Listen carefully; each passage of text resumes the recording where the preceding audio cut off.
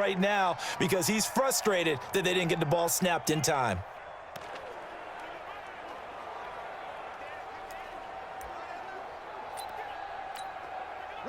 Ready to begin their next drive here, the NFC offense. And they're in a bind early here, down 14-0. Are you worried at this stage or still too early?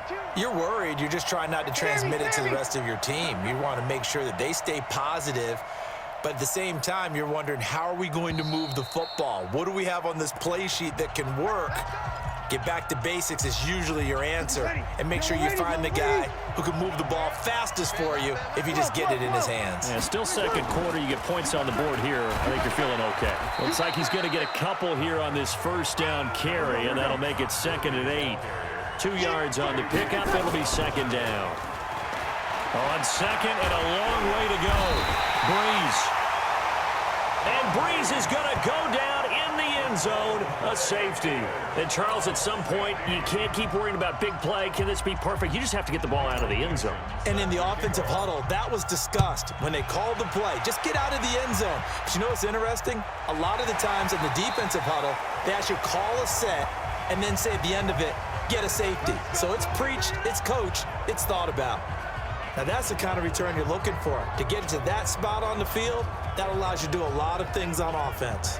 The AFC offense making their way back out. And right now they're saying, hey, let's keep this going. 2 drives, 2 touchdowns. Yeah, can't ask for a better start than that, can you? I mean, this is the way you practice it. This is the way you rehearse it. But right now, the play calling, they're locked in really well. And now a throw on first down there, but it's incomplete. Keenan Allen, the intended target. That'll bring up 2nd down. Well, partner, let's put a bow on the Super Bowl for Kansas City. What a comeback win. Yet another come-from-behind victory for Patrick Mahomes and company. An absolute heartbreak for San Francisco. Didn't Madden predict Kansas City would win the game? Yes, 35-31, I believe they predicted. I felt like most of the predictions I saw had the game in the 30s, so a little bit lower scoring than we expected. But a lot of fireworks down the stretch, all by Kansas City. But how about San Francisco? Had the lead in the ball, under 12 minutes to go, and held Kansas City to 10 points through 3 quarters. And somehow they're winging their way back to San Francisco, trying to understand how they lost that game. Yeah, not only did Kansas City win it, but they end up winning it by 11 points. They didn't see that coming at all. Well, the strategy was evident there. Get it to your tight end and make it a one-on-one play with a cornerback. Who's usually going to win that one? The tight end, but not there. Not in this situation. How about the corner defeating that logic and making a really nice tackle? If you miss, the defense takes over at the spot of the placement. So now they've got a chance to get one more drive in before halftime. On first down, it's Gurley. The Pro Bowler, Chris Harris, is in on the tackle. So we're at halftime of the 2019 Pro Bowl with the AFC out on top. As we'll send you across town to our studios here in Orlando and check in with the coach at our EA Sports Halftime Report. Okay, Brandon, thanks very much. And welcome, everyone, to this abridged version of the EA Sports Halftime Report. This one has been a hard-hitting affair to this point, and you got to expect we'll see more of the same in the second half. And to bring the action your way, let's get it right back out to Brandon Gott. All right, Coach, thank you, and we welcome everyone back for quarter number 3. And how about this right out of the locker room, an onside kick attempt. And this is going to be secured by the AFC. A very interesting call and one that backfires. I know they're losing, Charles, but boy, to start the second half with the onside kick, risky. Felt like a sense of urgency from their side, coupled with, you and I both know the special teams coordinators, they sell their key plays each and every week to the head coach, don't they? And I'll guarantee he's been selling this one. We can get it, coach, we can get it. And that came together with that sense of urgency you talked about. Making the stop that time, Bobby Wagner. From the 39, Mahomes, nowhere to escape, and he goes down. That's sacked by Khalil Mack. Well, partner, we know they came out of the locker room down on the scoreboard, but I will guarantee you the defensive side of the ball got super emotional. They can come out and play with aggressiveness, with fury, because they don't have to be quite as precise, and it paid off for them on that play, didn't it? Into heavy traffic, and it's intercepted. Picked off by Kyle Fuller. Landry, the intended target. With that incompletion, a chance to mention the awards. Now with the season over, Lamar Jackson, as we speculated, he's the MVP. Coach of the Year, John Harbaugh, Lamar's coach.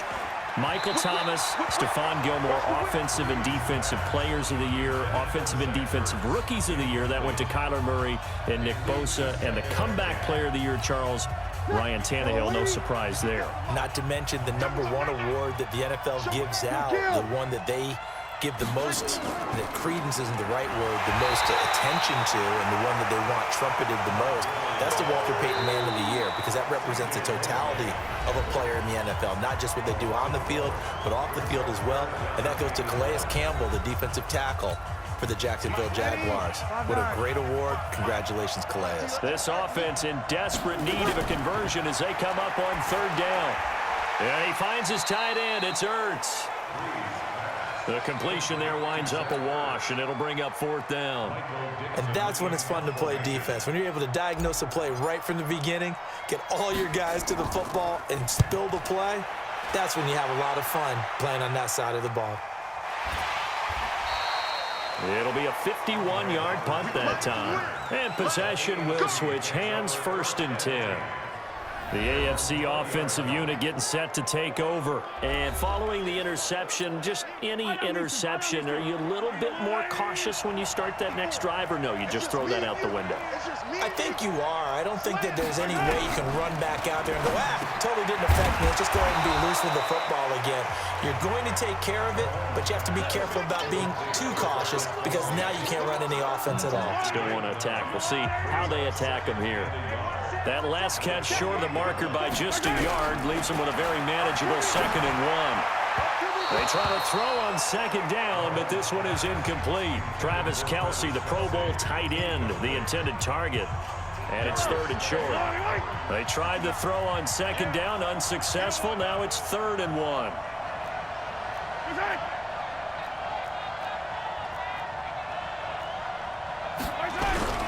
They'll try and run for it with Connor. And they get him down, but not before he takes it across the 40-yard line. A 3rd down conversion with a strong gain of 14.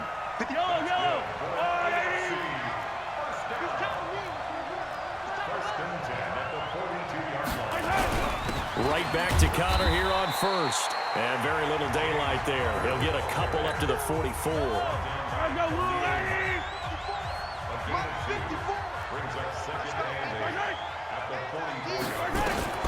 From the 44, Mahomes. He finds Hopkins complete. The reception good for 7. It's 3rd down. That's a gain of 7.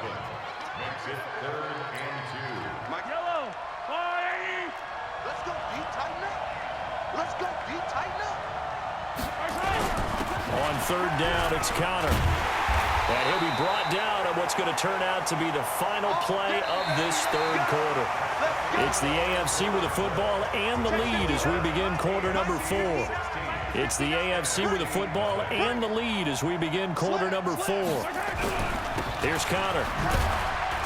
And very little there. He might have gotten a yard. Yeah, I think he got a yard to the 41. Offensively with the lead, you want to run the ball, keep the clock going, but you also want to still kind of be in attack mode too, right? So how do you do that and not come back on your heels? Think about all the practices we've watched where they have that tempo period to go over things just like this, where they describe the scenario, tell you what they're looking for, and make sure that they're still attacking, yet at the same time not going so fast as to leave too much time on the clock. Let's not quibble about the gain there on 2nd down. That was a positive play because that was a take-what-you-can-get situation. Got out to the tight end. Now it gives a much better opportunity to convert on 3rd down. And he's going to get to the 31, enough for the 1st down. They only get 2 there, but on 3rd and 1, that's